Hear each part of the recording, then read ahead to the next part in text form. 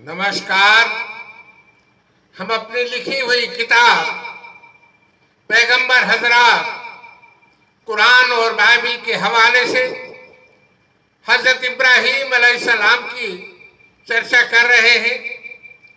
पिछले अंक में हमने देखा कि अपने भाई और पिता के पूछने पर रिबका ने दास के साथ चलने के लिए अपनी सहमति दे दी।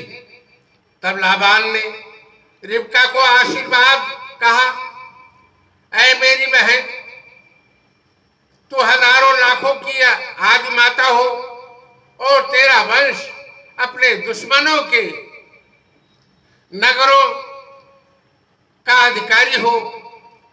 फिर रिबका अपने सहेलियों के साथ चली और ऊंट पर चढ़कर उस पुरुष के पीछे हो ली। फिर वो दास रिबका को लेकर चल दिया। हजरत इसहाक अलैहिस्सलाम और दक्षिण देश में वो रहते थे, जो लहरोई नाम के कुएं से होकर रास्ता जाता था।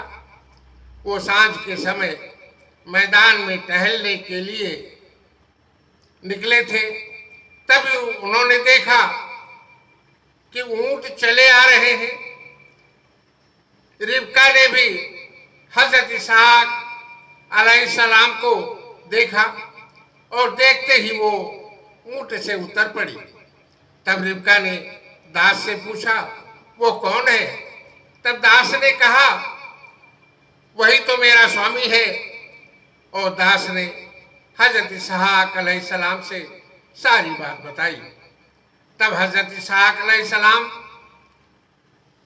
रिबका को अपनी माता के तंबू में ले आया। फिर उसने उससे ब्याह कर लिया। ये था तौरात उत्पत्ति अध्याय 24 पैरा 1 से 67 तक का वाकया, जिसे आपके सामने हमने पेश किया। अब आगे हम उत्पत्ति अध्याय 25 के पैरा 20 से 26 तक का वाकया पेश करने वाले हैं। हजरत इसहाक अलैहिस्सलाम 40 वर्ष होकर रिबका को, जो पद्दनराम के वासी और लाबान की बहन थी, उसे ब्याह कर लिया। हजरत इसहाक अलैहिस्सलाम की पत्नी बांझ थी, इसलिए उसने उसके निमित्त यहोवा से विनती की और यहोवा ने उसकी विनती सुन ली। तब उसकी पत्नी रिबका गर्भवती हो गई और 2 लड़के आपस में लिपटकर गर्भ में एक दूसरे को मारने लगे। तब उसने कहा, मेरी जो ऐसी दशा रही तो मैं जीवित ही नहीं बचूंगी। फिर वो यहोवा की इच्छा पूछने को गई।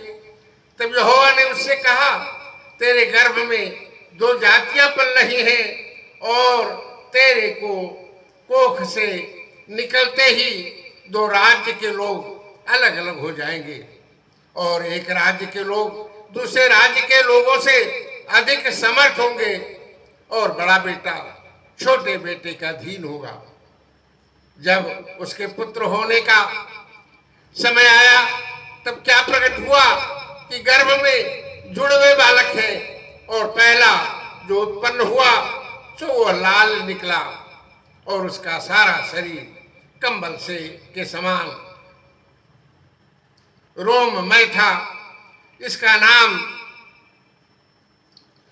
ऐसाब रखा। ऐसाब का अर्थ होता है रोए वाला। बाद में उसका भाई अपने हाथ से ऐसाब की एड़ी पकड़े हुए उत्पन्न हुआ और उसका नाम याकूब रखा गया। जब रिबका ने इनको जन्म दिया, तब इसहाक अलैहिस्सलाम की उम्र 60 साल की थी। रिबका याकूब से अधिक प्यार करती थी। अब आगे हम तौरात उत्पत्ति अध्याय 26 के पैरा 1 से आगे का वाकया आपके सामने पेश करने वाले हैं। उस देश पर अकाल पड़ा और उस देश में जब अकाल पड़ा, यह अकाल पहले अकाल से अलग था जो इब्राहिम के दिनों में पड़ा था। सो हजरत इसहाक अलैहिस्सलाम गरार के फलिस्तियों के राजा अबीमेलेक के पास गए। वहां यहोवा ने उनको दर्शन देकर कहा, मिस्र में मत जा, जो देश मैं तुझे बताऊं उसी देश में रुक जा, वहीं रहे, मैं तेरे साथ रहूंगा और तुझे आशीष दूंगा और ये सब देश तुझे और तेरे वंश को दूंगा, और जो शपथ मैंने तेरे पिता इब्राहिम से खाई थी उसे मैं पूरा करूंगा।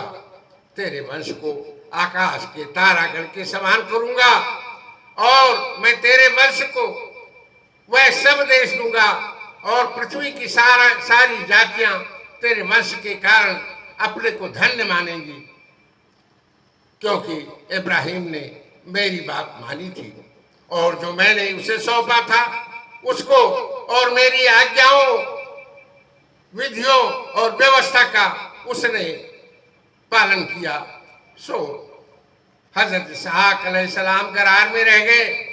जब उस स्थान के लोगों ने उसकी पत्नी के विषय में पूछा, तब उसने ये सोचकर कि यदि मैं इनको अपनी पत्नी कहेंगे तो यहाँ के लोग रिबका के कारण, जो परम सुंदरी है, उसको मुझे मार डालेंगे। उत्तर दिया, ये तो मेरी बहन है। जब उसको वहां रहते हुए बहुत दिन बीत गए, तब एक दिन फलिस्तियों के राजा अबीमेलेक ने खिड़की में से झांक कर देखा कि इसहाक अपनी पत्नी रिबका के साथ क्रीड़ा कर रहा है।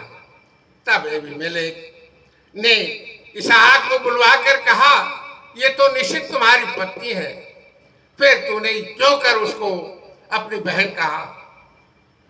इसहाक ने उत्तर दिया, मैंने सोचा था कि कहीं ऐसा न हो कि इसके कारण हमारी मृत्यु हो। अबीमेलेक ने कहा, तूने हमसे ये क्या किया?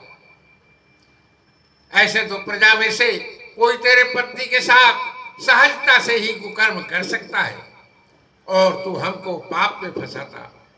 और अबीमेलेक ने सारी प्रजा को आज्ञा दे दी कि कोई उस पुरुष को या उस स्त्री को छुएगा नहीं, और जो छुएगा वो निश्चित ही मार डाला जाएगा। आज सिर्फ इतना ही। अगला किस्सा अगले अंक में। शुक्रिया। जय हिंद।